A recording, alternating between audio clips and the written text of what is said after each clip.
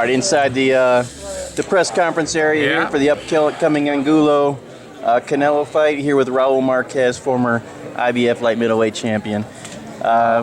First of all, Raul, just thoughts on the fight here. What you expect to see? Well, it's the excitement. We have all the press here, and then later on we'll have the weigh-ins.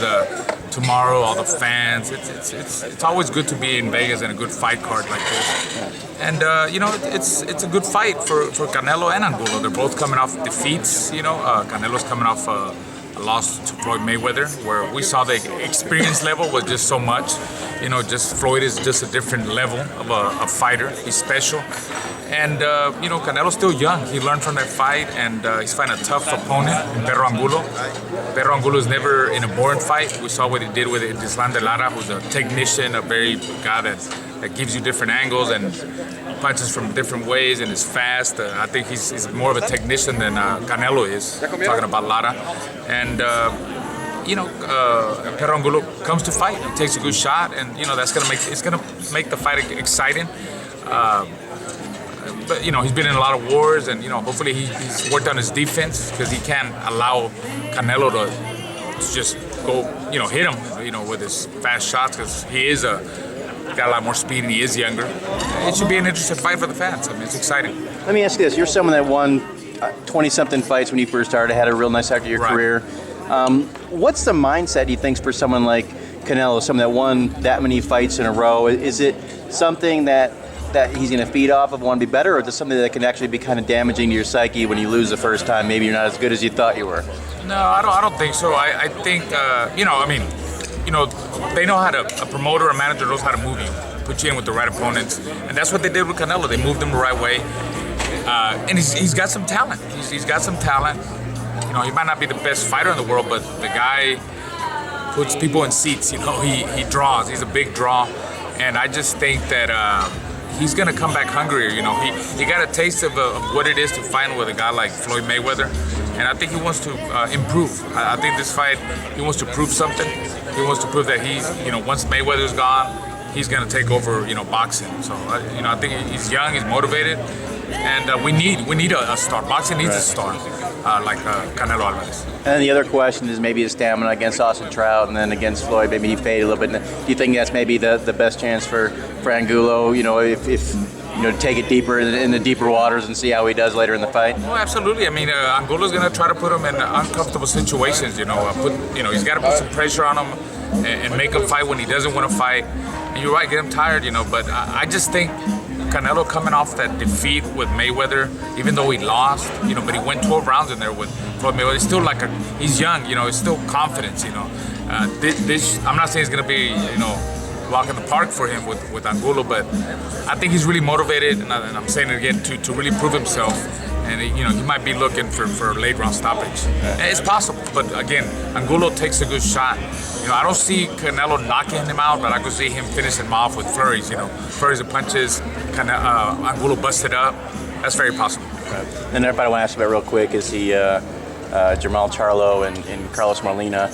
Again, you have kind of an interesting fight as far as the mental aspect of it. You have Carlos Molina, someone that wanted the title so bad for so long, finally got it with a split decision win over Ishii Smith, and then you have Charlo, someone who's fighting for a title for the first time. Right. Which is kind of surprising because he's been only one 10-round fight. It didn't go 10 rounds. So, where do you think those fighters are mentally? Molina coming back where he won his title, finally getting it. Any chance of complacency on his part? And then Charlo, is it any chance that the stage is too big for him? We'll see. We don't know until you get there. That's what makes there's champions and there's superstars. First of all, Molina, he deserves the shot. I mean, he earned it. Right. He earned it, and he's got the experience. I think he's fought a lot of better fighters than Charlo. Charlo, he's from my hometown, Houston. Him and his brother, I know him since they were little kids. Man, I used to see him in Savannah Gym, and I'm happy for them. I would have never thought these kids would make it this far. Now he's fighting for a world title. His brother just came off a big win too. And I think, Charlo, this is the one that, it's a little bit more aggressive, but he can't be too overly aggressive because Molina is a very awkward guy that throws a lot of punches and he throws from different angles. So, it's going to be an interesting fight. It's not easy for either one. In getting to work with Brian Vera and Lara and those guys in Houston, do you think it helps Charlo? coming into this Oh, fight? absolutely. I was, as a matter of fact, I took one of my son, my older son. I took him over there to go spar one of Ronnie Shields, up and coming guy. I forgot his name. He's like 5-0, 6-0, and we saw Brian Vera, and we saw the Charlo brothers, and you know, of course that's motivating because just me, you know, I took my son, and him being around all them people, it motivates my son, and I could relate to that when I was coming up. And I was around Pernell Whitaker, Elder Taylor, even Andrew Holyfield in camp as an amateur and even as a pro. So how motivating could that be? I mean, this guy, you know, the names, you know, Elder Taylor, Rocky Lockridge, Johnny Buffett. It is very motivating to a young kid like Charlo. It makes you want to be like this champions and want to make it to the bigger stage. Any predictions on those two fights then? I don't have any predictions. You know, I want to see two good fights. You know, I want the fans to get, you know, be the winners here, and me as a broadcaster now, I want to see action. I want to see action. I don't want to see boring fights. Right. You know, it makes the job easier for me now as a broadcaster because when there's not much to say, you know, it's hard. So hopefully we have some action fights. And then just last thing is a prerequisite for any interview, I guess, with Mayweather, Floyd, and Maidana coming up. What do you expect to see out of that fight? Are you happy with the decision to go with Maidana over? Oh, absolutely. I think Maidana, first of all, I thought Maidana earned this fight. He deserves it because he beat Broner. And, you know, the perception that a lot of people, they think, I mean, boxing fans, they think that, you know, Broner and Floyd have more or less the same style, but no, it's somewhat sometimes, you know, but Floyd is just a different level. He's not Broner. And we're going to see it in that fight, but I think Maidana's the right guy to fight because he's the one that's going to bring action, you know. He's the one that throws, that's another guy that throws punches from different angles. You don't know where they're coming from. He's very awkward. He takes a good shot. He's in good shape.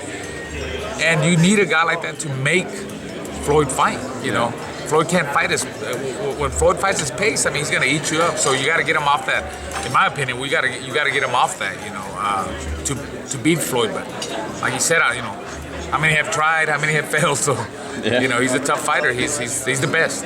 Yeah, I was going to ask you that. You had mentioned Broner. Is there any chance that perhaps, you know, with Broner getting compared to Floyd by so many people, do you think no chance that he's going to be, Maidana's going to fall into that trap and think he's fighting kind of the same thing?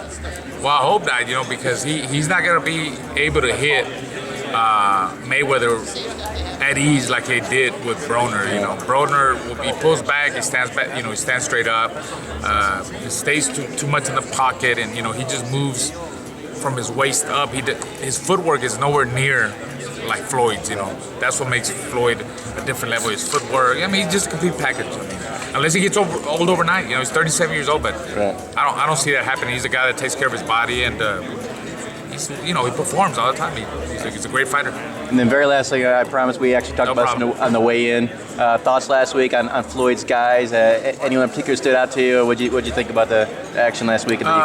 Very good fight on Showbox, Showtime. I kind of like Pearson. You know, that was a good test for him. Pearson fought the veteran. I forgot his name. Leonardo Tyner. That was a good test. Really good test for him. I think he passed the test. It was a close fight, you know, but a guy like Pearson or even young prospects like that, they need a fight, guys like that, like an older veteran or a veteran that's been in the trenches, has been the distance with named guys. That's what's gonna get him better. So that he's gonna learn a lot from that fight. And Jay Leon Love, you know, he performed. You know, he fought a very awkward guy. A guy that was an ex-football player and actually was tackling him. You know, was imposing his body weight on him. He stopped him. And of course, Badu Jagat, man, he got knocked out. That was a very disappointing loss for him. He got caught, good counter overhand right by his opponent, and hopefully he'll be able to come back from that. It's gonna take a lot. You know, when you get knocked out like that, you gotta take some time off and really think about what you want to do and bring it back slowly, very slowly. I like Mickey Bay. He didn't fight. I think Mickey Bay is one of the better ones that I really admire. I think he's a great fighter. You know, he got knocked out by John Molina, but a fight that we did. But I mean, he was dominating the whole fight. He was winning for good boxing skills, movement, just speed, and Molina, he doesn't stop coming, you know, and he caught him with that big shot, and that's one of the other guys that I like, Mickey Bay from the TNT. All right, I appreciate it, and best of luck, and look forward to seeing you this weekend.